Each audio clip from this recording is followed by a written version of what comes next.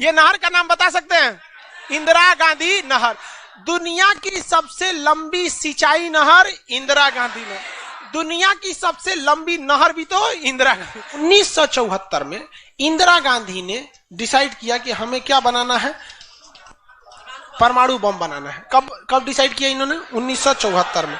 But उस समय हम लोग उतना डेवलप नहीं थे, तो हम लोग यहां पर मई 1974 परमाणु बम का परीक्षण करने के लिए सोचे। लेकिन 1974 में हम लोग उतना डेवलप नहीं थे। 1974 में हम लोग के यहाँ मोटरसाइकिल नहीं थी बढ़िया, राजदूत उष्टू टाइप का थी सब। वहां फ्रीडम तो इधर आया है यार, 1974 में फ्रीडम कहाँ था? यमहा वगैरह था। यहां पर इन्होंने पोखरण में परमाणु परीक्षण किया, लेकिन गलती से वो उतना सक्सेस नहीं हुआ जितना होना चाहिए था। उस परीक्षण का जो नाम था, उसका नाम था स्माइलिंग बुद्धा। क्या नाम था? स्माइलिंग बुद्धा। तो हो गया बात वही, भड़कइबो किए लोग, फूस दे करके रह गया, पकड़ा गए हम लोग। अब अमेरिका हम लोग पे दबाव बना दिया। अमेरिका ने एक नियम बना दिया, सीटीबीटी और CTBT, comprehensive test ban treaty. कोई भी व्यक्ति परमाणु बम का परीक्षण नहीं कर सकता है, और बैन लगा दिया। ना आपको जल पे परीक्षण करने देंगे, ना थल पर परीक्षण करने देंगे, ना हवा में परीक्षण करने देंगे, पूरा बैन लगा दिया। और एनएसजी बना दिया, national supplier group, nuclear supplier group, कि कोई भी देश भारत को मतलब यूरेनियम नहीं देगा। तो हम लोग के पास यूरेनियम नहीं था, चोरी छुपे हम लोग यूरेनियम मंगाते भी तो सीटीबीटी था, परीक्षण करने नहीं देगा। भारत ना एनएसजी को माना है, ना सीटीबीटी को माना है। और एनपीटी लगा दिया, न्यूक्लियर नॉन प्रोफिलरेशन ट्रीटी, नाभिकीय अप्रसार संधि, की कोई भी देश दूसरे देश को मतलब टेक्नोलॉजी नहीं बेचेगा कि परमाणु बम बनता कैसे। मतलब साला चोट्टा चारों ओर से घेर दिया। कभी कभी गरिया देते हैं यार, क्या हम मशीन थोड़े हैं कि जो सेट कर दिए वही बोलेंगे। देश पे बात आती है तो हम सब भुला जाते हैं। तू दोस्त है, ट्रम्प है कि बाइडेन है, सोच रहा भाड़ में जा तू, कोनो चीज हो। या पहले हमको मतलब तुम बनाओ परमाणु बम, कोई दिक्कत नहीं, हम लोग दिवाली वाला धुकधुकुआ बनाएंगे। मतलब एनपीटी क्या कहता है? न्यूक्लियर नॉन प्रोफिलरेशन ट्रीटी, की नाभिकीय अप्रसार संधि, कि कोई देश दूसरे देश को परमाणु टेक्नोलॉजी नहीं देगा। एनएसजी, कोई देश मतलब बिना परमिशन, एनएसजी के बिना मीटिंग के मतलब यूरेनियम सप्लाई नहीं करेगा। और यूरेनियम उसी को सप्लाई करेगा जिसने सीटीबीटी पर साइन किया कि हम परमाणु बम का परीक्षण नहीं करेंगे। जी भाई साहब, परीक्षा माने बम बना के क्या कर लेंगे? मान के चलिए हमारे पास टेक्नोलॉजी आ गया, ठीक है, और एनएसजी से हम सप्लाई करके यूरेनियम भी ले लिए। एनपीटी कहता है बम परीक्षण नहीं करने देंगे। तो भाई बना के रखने से थोड़े होता है, एक बार पटके उठके तब ना समझ में आएगा काम कर रहा है कि नहीं। पता चला बना के रख लिए, युद्ध में पटके तो धुआं दे के रह गया। तो एक बार परीक्षण मतलब चारों ओर से हम लोग को घेर दिया था। अब भारत वाले वैज्ञानिक भी तो मतलब है सब उसी हिसाब के ना। भारत वाले ने कहा कि एक काम कीजिए, एक समझ में नहीं आ रहा है, अमेरिका से कहिए तू हमारे यहाँ परमाणु बिजली घर लगाओ। तो इंदिरा गांधी थी ना, अमेरिका को फुसला दी, कही कि देखिए ना, गुजरात में हमारा तारापुर जगह है, वहां परमाणु बिजली घर लगाना है, उसमें बिजली बनेगा, लाइट बत्ती जलेगा, आप बिजली घर लगाइए। सुने हैं कि 300 करोड़ का खर्चा आता है, जबकि 200 करोड़ का खर्चा आता था। तो अमेरिका लपलपा गया कि अरे दादा, बिना मोलाई तो रेट बढ़ा दी है। अजब हाल है भाई, महिला मोलाई ना करे, ऐसा हो सकता है? महिला को कोनो सामान फ्री में कहेंगे तो कहेगी 2 गो दे दो। तो अमेरिका ने सहयोग कर दिया, हाँ हम पूरा परमाणु बिजली घर बना देंगे, बिजली बनेगा, आपके यहाँ भुकभुकवा लाइट जलेगा एकदम। तारापुर में 1972 में बिजली घर लगा दिया। अब बिजली घर चलेगा कैसे? इंदिरा गांधी का हमें यहाँ यूरेनियम नहीं है, एक काम कीजिए, जो बिजली घर लगा है ना उखाड़ के ले जाइए, अपना ठेका कैंसिल का। अरे पगली कही के तो पैसा दे, तो पैसा कौन ची का, ये तू कौन ची तू बनी ले एनएसजी कि हम यूरेनियम नहीं देंगे, का चाह तुमको दे देंगे, कोई दिक्कत नहीं। अब वो यूरेनियम लिया था हमें बिजली घर में भड़काने के लिए। अरे भैया तू ले आओ ना, हम लोग ने डिसाइड करेंगे इसको भड़काना किधर है। इधर आया 1972 में तारापुर में, उधर तैयारी चल रही थी 1974 में। हम लोग ने उसमें से निकाल के इसमें भड़का दिया। बाद में पता चला गलती हो गया, अमेरिका होशियार निकला, जो यूरेनियम बिजली घर में लगता है वो 20% इनरीच रहता है, अब परमाणु बम में 80% इनरीच चाहिए होता है। हमसे गलती हो गया ससुरा, जातो गया भातो ना मिला, भड़काइयो दिए बदनामो हो गए लोग, और सब सतर्क हो गया, सब हरक गया, सब देहात में बोला जाता है ना, हरक गया सब। ले भाई हम लोग को पता नहीं था, जो हम लोग वो कच्चे मसाला पे भड़का दिए थे लोग। अब क्या हो, इस सब 75 को नियम लगा दिया, हम लोग को कोई देता ही नहीं था। तो बस अब भारत में वैज्ञानिक, इंदिरा गांधी ने प्रोग्राम को कैंसिल नहीं किया, कहा कि बनाइए। अब भारत में धीरे धीरे आगे गए, एक से एक वैज्ञानिक मिल गए सब, उसमें एक चिदम्बरम थे बहुत मशहूर वैज्ञानिक, और उसके बाद मिल गए हमारे एपीजे अब्दुल कलाम, सोने पे सुहागा। इन्होंने परमाणु बम बनाने की पूरी तैयारी कर ली। अब तब तक लेकिन कोई भी प्रधानमंत्री डरे उन लोग को खुली छूटे नहीं देता था कि परमाणु भड़काइए, क्योंकि अगर फूस हो गया, देखिए भड़क के सक्सेस हो गया तो किसी के बाप की औकात नहीं फिर कुछ बोले, भड़का दीजिए उसको, उसके बाद कौन सी बोलता है, ले आओ रे ले आओ, तो कौन सी है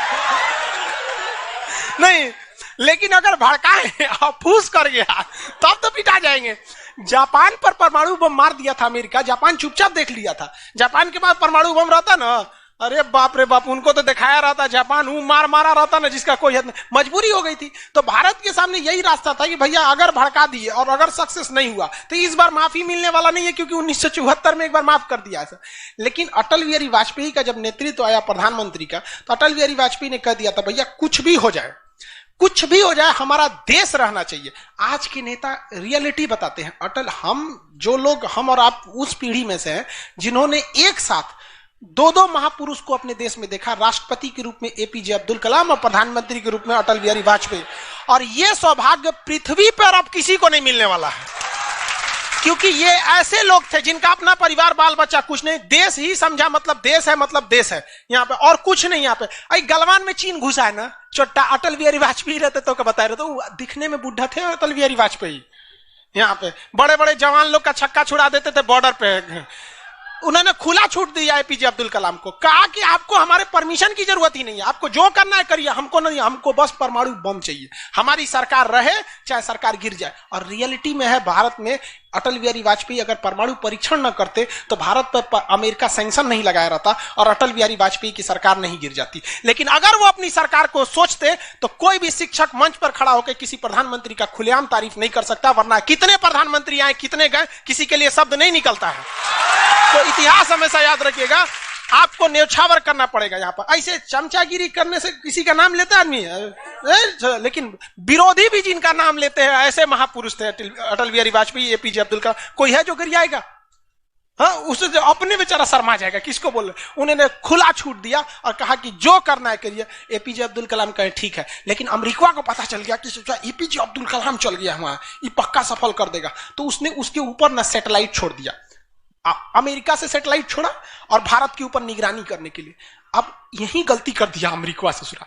एपीजे अब्दुल कलाम को फुसलाने के लिए नासा बुलाया, आइए ना आइए नासा आइए, तो एपीजे अब्दुल कलाम चल गए और कहा कि देखिए देखिए कितना बड़ा बड़ा मशीन है नासा में। ऐसा ना इंडिया में है, टूटल फूटल स्टेबलाइजर रख ले रहता है, स्टेबलाइजर का नट उठ जाता है तो पिलास से दाब के करता है। कहा वहां वैज्ञानिक बने, यहाँ आइए हम आपको नासा का हेड बना देंगे। यहाँ पर कहा कि ठीक है, हम नासा का हेड हम क्या करेंगे, हमारा कौन है, ना बाल बच्चा ना कुछ, एक को चीज है मेरे लिए, मेरा दुनिया में कुछ नहीं है, केवल और केवल मेरी भारत माँ है, आप वो भी छीन लेंगे हमसे, ऐसा थोड़े हो सकता है। उन्होंने कहा नहीं, और यहीं से थोड़ा उससे गलती हो गया। वहीं पर उन्होंने देख लिया था कि अमेरिका ने भारत के ऊपर क्या लगा रखा है, सैटेलाइट मॉनिटरिंग के लिए, और वहां पे उसने अमेरिका की सबसे बड़ी गलती हो गई। यहां आने के बाद उन्होंने बता दिया, देख भैया हम जो काम कर रहे हैं ना, सारा अमेरिका क्या कर रहा है, सैटेलाइट से देख रहा है। तो सब वैज्ञानिक का असर ले, भड़काने से पहले तैयारी करना पड़ता है 1.5-2 महीना की, अब क्या किया जाए। तो कहे कि देखो भाई, इस अमेरिका की जो सैटेलाइट जाता है ना, दोबारा घूम के आने में ना लगभग 1-1.5 घंटा का गैप हो जाता है, इसी बीच में जो करना है करो। कहा कि 1.5 घंटा में कौन सी करेंगे। तो अटल बिहारी वाजपेयी ने खुला छूट दिया था किसको, एपीजे अब्दुल कलाम। एपीजे अब्दुल कलाम ने कह दिया ना कि एक काम कीजिए, ऐलान कर दीजिए कि यहाँ मिलिट्री एक्सरसाइज होने जा रहा है, सेना यहाँ युद्ध अभ्यास करेगी, कैसे युद्ध लिया जाता है, एकदम ओरिजिनल युद्ध का मैदान। अब युद्ध में कहीं घर बन रहा है तो कोई पूछ रहा है काहे लिए बन रहा है, तो इसी पे जब बम मार के प्रैक्टिस करेंगे। घर नहीं बन रहा था, वो इसलिए बन रहा था कि परमाणु बम कितना खतरनाक होगा। लोगों को लगा कि फौज इस पे मार के देखेगी कितना तबाही मचा रहा है। अरे भाई साहब बकलोल, वो तैयारी अब्दुल कलाम ने करवा रहे थे कि जब फोड़ेंगे तो देखेंगे कि घरवा उधिया रहा है कि नहीं। तो लोगों को लगा हम मिलिट्री एक्सरसाइज कर रही है, सब चीज काम हो गया। लेकिन अमेरिका को कहीं ना कहीं भनक लग गया, क्योंकि हर घर में सतयुग से कलयुग तक साले विभीषण हर जगह मिलते हैं। भारत में कोनो जाके कह दिया वहां पर तो भनक लग गया। तो अमेरिका ने उस सैटेलाइट की टाइमिंग घटा दी। अब जो घंटों का गैप रहता था वो चंद मिनटों का गैप रह गया, 20-20 मिनट का गैप रहता था। लेकिन इन लोगों ने अपना काम निपटा के रख दिया था। लेकिन समस्या ये थी ना कि सब चीज तो बन के रेडी हो गया, हर चीज रेडी हो गया, लेकिन अगर परमाणु बम फोड़े और फूस करके रह गया, समस्या यही थी। भड़क गया तो टेंशन ही नहीं था। तब क्या किया गया, सैटेलाइट हुआ तो रहेगा।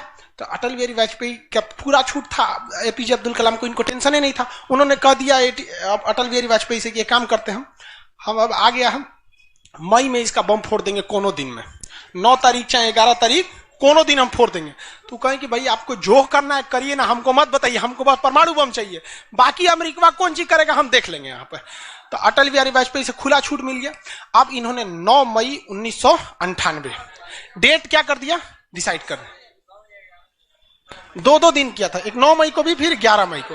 पहले 11 मई 1998 शक्ति 98 कोड नाम था।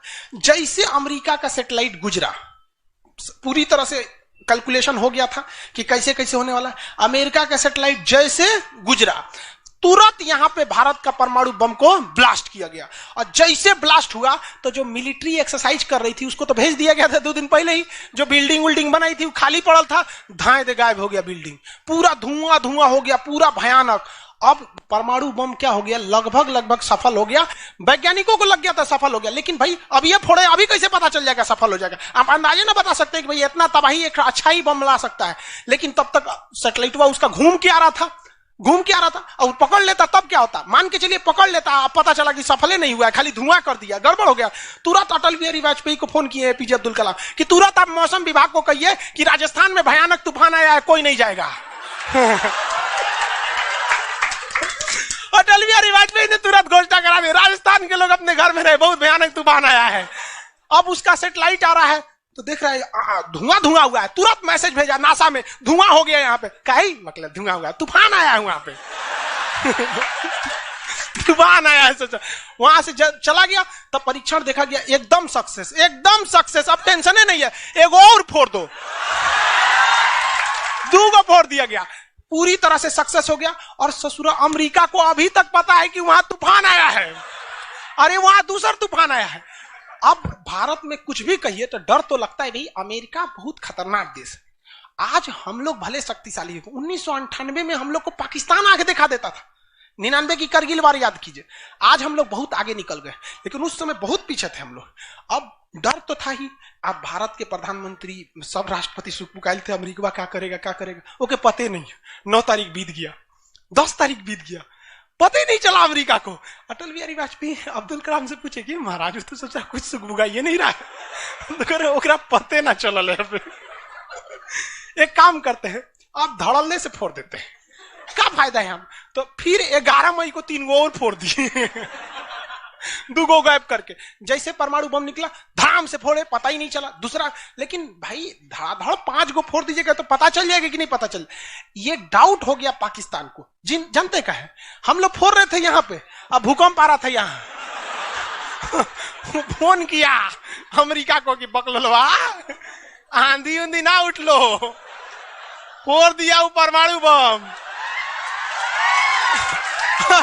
अमेरिका ससुरा माथा फोड़ रहा है अपना, कह रहा है कि अब क्या करें हम। यहाँ पे नासा वालन को गरियाया गिरे चोट्टा कहीं का, तू लोग को सैटेलाइट लगाओ, हाई लगाओ। वहां पे कौन ची देख रहा था लोग वहां पे, कि हम तो बोलबे किए थे कि उधर दुका उठाया था, अपने ना बोल रहे थे कि आंधी उठल है वहां पे। अमेरिका आग बबूला हो गया और तुरंत अमेरिका का प्रतिक्रिया आया कि भारत को इसका बहुत भारी कीमत चुकानी पड़ेगी। तो भाई जिसकी कीमत भारी ना हो उसे चुकाने में मजा क्या है। और अमेरिका ने खुलेआम भारत को ललकार दिया कि अमेरिका कभी भी इस बात को स्वीकार नहीं करेगा कि भारत एक परमाणु संपन्न देश है। भारत को कभी भी अमेरिका इस बात की मान्यता नहीं देगा। अटल बिहारी वाजपेयी ने भी कॉन्फ्रेंस तुरंत मीडिया के सामने आए और कहे कि जो चीज हमारे पास है उसके लिए हमें किसी के प्रमाण की कोई आवश्यकता नहीं है, और जिस देश को यह लगता है कि हमारे पास परमाणु बम नहीं है या जिन देश को हम पर शक है वो आ जाना युद्ध के मैदान में, बताएंगे है कि नहीं है। अब पूरी तरह तबाह हो गया यहाँ पे। अब अमेरिका माथा पीटते रह गया। अमेरिका ने आदेश दिया अपनी सेना को कि तैयार रहो। अटल बिहारी वाजपेयी ने आदेश दिया अब्दुल कलाम को कि जो बम बनाए हैं ना, 2-4 को फोटोकॉपी उसका रेडी रखिए। फोटोकॉपी मतलब उसका बना के रेडी रखिए, क्योंकि सेना की लड़ाई में भाई आर्मी टू आर्मी बहुत दिक्कत हो जाएगा। एडवांस है वो बहुत। आज के वक्त में भी हमारा हथियार वहीं से खरीद के आता। भारत ने भी डिसाइड कर लिया कि जो होगा आपकी परमाणु बम से होगा। अमेरिका भी डर गया कि ना भाई इससे लड़ना अब ठीक नहीं है। पाकिस्तान वो बम बना के रख ले था, डरे नहीं फोड़ रहा था। एक हफ्ता तक देखा कि भारत को क्या हो रहा है, देखा कि कुछ नहीं हुआ, इहो चुप पे फोड़ दिया। अमेरिका एकदम ककुआ गया, एकदम कह रे चट्टा कहीं का तू क्या फोड़ा रे। तो पाकिस्तान वहां झाड़ दिया अमेरिका को कि हमरे बोलेंगे कमजोर जान के, हाँ फोड़ले आपके आप बाई तो एकरा नहीं बोलेंगे, हम कमजोर हैं तो हमरा बोल देंगे। एक काम कीजिए, आप भारत को जो सजा दीजिएगा हम भी वही सजा काट लेंगे। सोचा हमरे पे खेल गया। हम ही लोग पे खेल गया पाकिस्तान। अब भाई अमेरिका टेंशन में आ गया। अमेरिका ने भारत पर एम्बार्गो और प्रतिबंध लगा दिया, जैसे अभी सऊदी अरब पे प्रतिबंध लगा दिया। कल के वीडियो में बताए थे, सऊदी अरब का डस्टबिन बना दिया वहां के। तो वहां पर अमेरिका ने भारत पर प्रतिबंध लगा दिया। कोई देश भारत से सामान नहीं खरीदेगा। जो जो चीज जरूरत की थी सब चीज पर बैन लगा दिया। भारत की अर्थव्यवस्था डूब गई, पाकिस्तान की भी अर्थव्यवस्था डूब गई, लेकिन भारत को बचा लिया। भारत के 55 लाख कुशल कारीगर जो विदेशों में काम करते हैं। आप प्रतिबंध लगाइएगा भी तो पूरी दुनिया का कारखाने ठप हो जाएंगे, क्योंकि हर जगह भारत के वहां वर्कर काम करते हैं। और अमेरिका या सीबीएसई वाले जो वर्कर होते हैं वो स्पेशलिस्ट होते हैं। पेंट मारता है तो पेंटे मारेगा।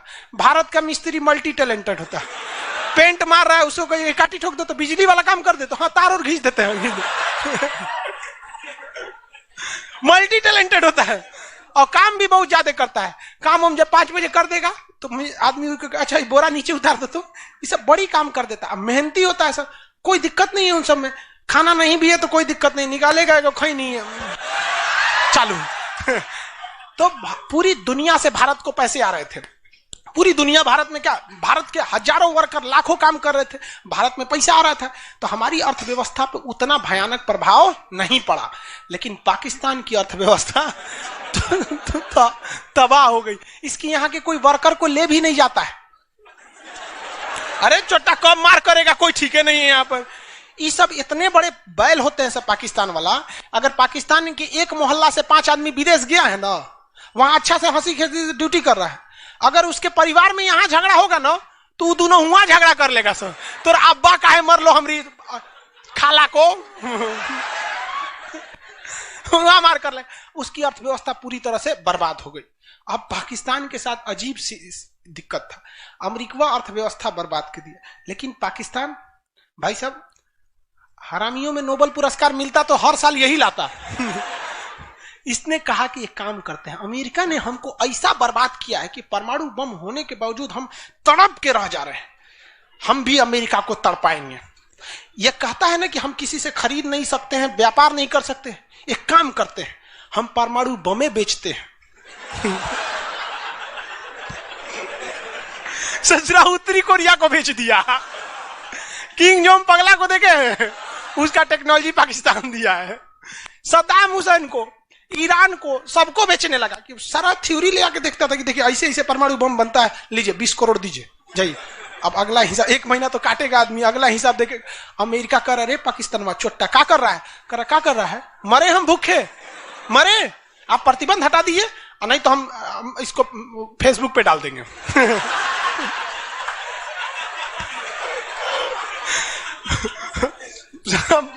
अमेरिका पगला गया।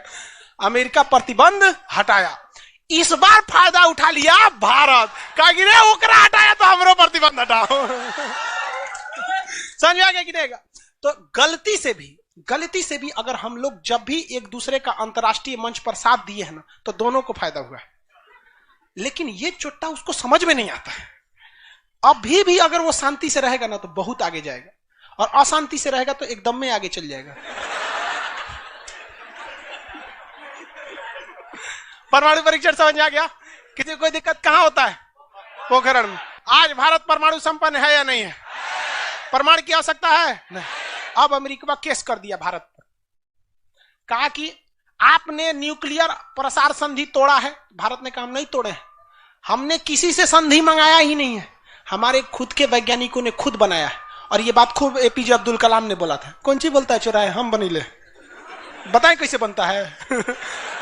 कहा कि अच्छा ठीक है ये नहीं है, लेकिन आपने यूरेनियम तो चोरी से मंगाया। कहा चुप, चट्टा कहीं का चोरी से मंगाया। हमारे केरल में यूरेनियम निकलता है, जादूगोड़ा की खान झारखंड से निकलता है, उसी से हम बनाए। हम किसी से भीख नहीं मांगे हैं, हम हिंदुस्तानी हैं लोग, यहाँ पे भीख में तो हमें कुछ भी नहीं चाहिए। तो एनएसजी कहा कि अभी, तब कहा अब कौन सी पे मुकदमा ठोके, तब इस पे ठोक दिया भारत पे। आपने परमाणु परीक्षण किया क्यों है? भारत ने ये मुकदमा जीत लिया। जानते हैं कैसे? कहा कि कैसे? हमने तो कोई नियम नहीं तोड़े हैं। सीटीबीटी कहता है आप पानी में नहीं फोड़ सकते हैं, जमीन पे नहीं फोड़ सकते हैं, हवा में नहीं फोड़ सकते, हम जमीन के अंदर फोड़े हैं। भारत ने कहा फोड़ा था? जमीन के अंदर। तो भारत को उस समय हर चीज साथ दिया था, बुद्धि, विवेक, बल, शक्ति सब रहना चाहिए, तब आप जीत सकते हैं। ऐसा नहीं कि परमाणु बम ले लेने से आपको जीत जाएंगे। कब कैसा सिचुएशन था, आंधी आया है, परमाणु बम फूट गया, तो हर चीज बहुत कांड हुआ यहाँ पे। बाद में अमेरिका को समझ में आ गया कि नहीं हो सकता है, अब भारत को ना नहीं सकते। वो गया जमाना जब हमारे ऊपर किसी का शासन हुआ करता था। आज भी भारत में बस जाति पात खत्म हो जाए, ऊंच नीच पे लड़ना खत्म हो जाए, और Congress BJP high party how party मतलब नेतागिरी खत्म हो जाए, तो सोचिए ना हमारे पास कमी किस चीज की है कि नहीं? नेतागिरी तो सॉल्व हो सकता है। यूपीएससी का एग्जाम कंपलसरी कर दीजिए नेता बनने के लिए। काम खत्म, तुरंत खत्म हो जाएगा काम। आप इसको समझ में आ गया कि नहीं? लाइव वाले सब लोग समझ में आ गया? अब आगे कल समझेंगे लोग। आज के